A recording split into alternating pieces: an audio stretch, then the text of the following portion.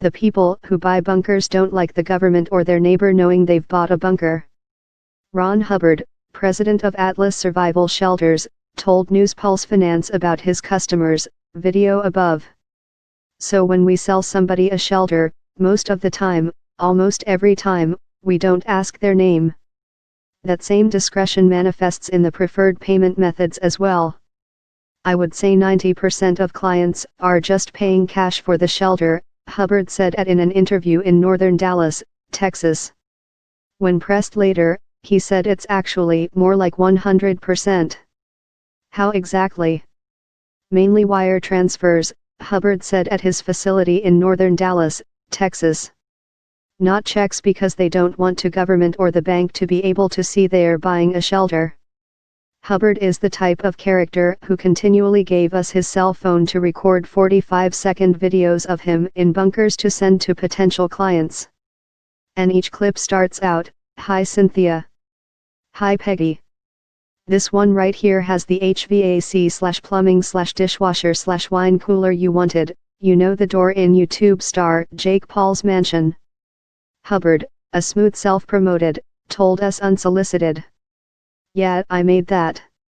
He wanted the bubble design just like that." Hubbard's journey as a bunker salesman began when a friend first introduced him to survival bunkers, and Hubbard noticed how poorly the doors were made.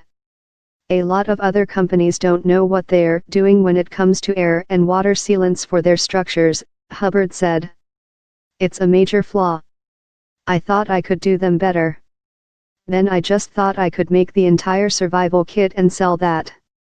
Hubbard's instinct turned out to be lucrative. He said the Dallas facility will be the world's largest bunker warehouse when it's fully open. He owns another warehouse in California.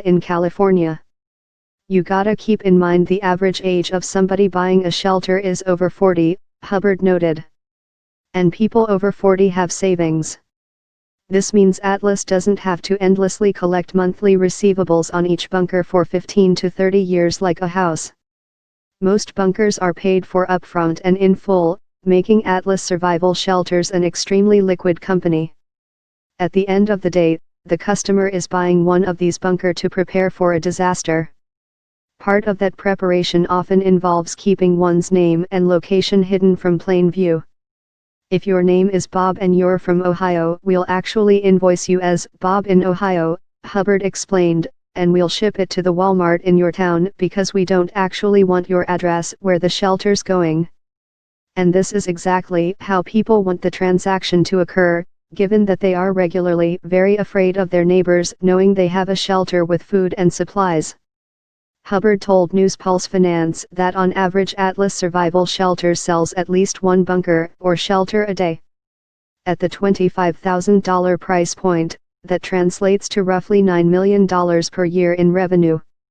And Hubbard said his bunkers can cost as much as $250,000. Follow NewsPulse Finance on Twitter, Facebook, Instagram, Flipboard, LinkedIn, YouTube, and Reddit.